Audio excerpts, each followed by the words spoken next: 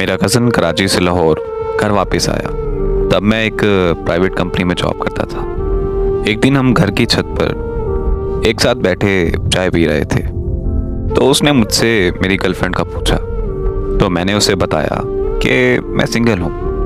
वो सुनकर बड़ा हैरान हुआ और फिर उसने मुझे एक लड़की का नंबर दिया।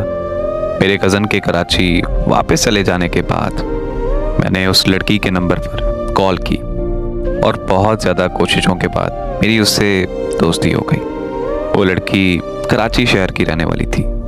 मेरे कज़न ने मुझे बताया कि वो लड़की उसकी यूनिवर्सिटी की है। बहुत ही ज़्यादा खूबसूरत और सुलझी हुई लड़की है। वो अपनी यूनिवर्सिटी में किसी भी लड़के के साथ बात नहीं करती। मैं अपने कज़न के फीडबैक से बहुत ज़्यादा मुतमईन था। हम एक दूसरे से फ़ोन पर बातें करने लगे और हर एक बात आपस में शेयर करने लगे। वक्त के साथ साथ हमारी दोस्ती प्यार में बदल गई और हमने एक दूसरे से अपनी मोहब्बत का इजहार कर दिया। फिर एक दिन उसने मुलाकात का बोला, तो मैंने उसे कहा कि हम बहुत जल्दी मिलेंगे। अगली सुबह मैंने उसे कॉल करके बताया कि मैं कराची एयरपोर्ट पहुंच चुका हूं। वो तो जैसे खुशी के मारे चीखने लगी। और फिर हमारी मुलाकात एक रेस्टोरेंट में हुई। मैं उसके लिए बहुत सारे तोहफे लेकर गया था। हम एक दूसरे से मिलकर बहुत ज़्यादा खुश थे। पूरा दिन साथ गुजारने के बाद मैं लाहौर वापस आ गया।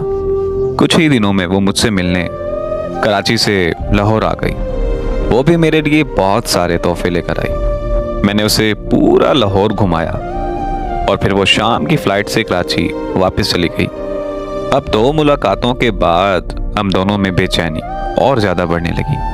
जब मुझसे उसकी दूरी बर्दाश्त ना हुई तो मैंने अपना बैग पैक किया और कराची की तरफ निकल गया। वहाँ जाकर प्राइवेट जॉब करने लगा। वो लड़की मुझे अपने घर लेकर गई।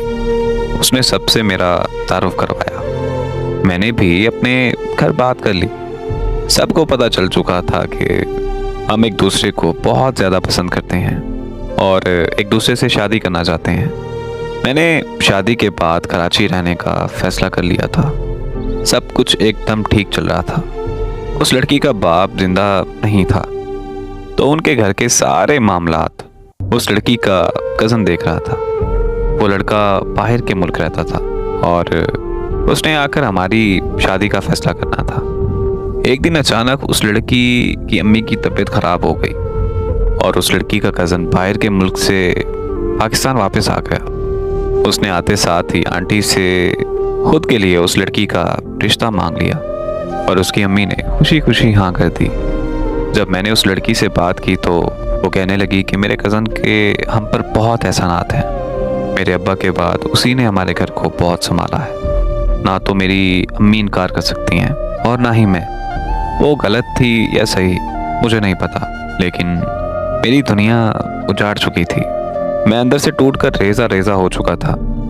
मैं घर में इकलौता था। जो भी चाहा मुझे मिल जाता था, पर मोहब्बत के मामले में मैं हार चुका था। बेबसी की शिद्दत इतनी बढ़ चुकी थी कि दिल कर रहा था कि पूरी दुनिया को जला दूं। फिर मेरे बाबा लाहौर से कराची आ गए। मैं अपने अब्बू के गले लगकर मुसलसल रोने लगा और मैंने अपने अब्बू से बोला कि प्लीज़ मुझे लाहौर वापस ले जाएं। और मेरे अब्बू मुझे लाहौर वापस ले आए।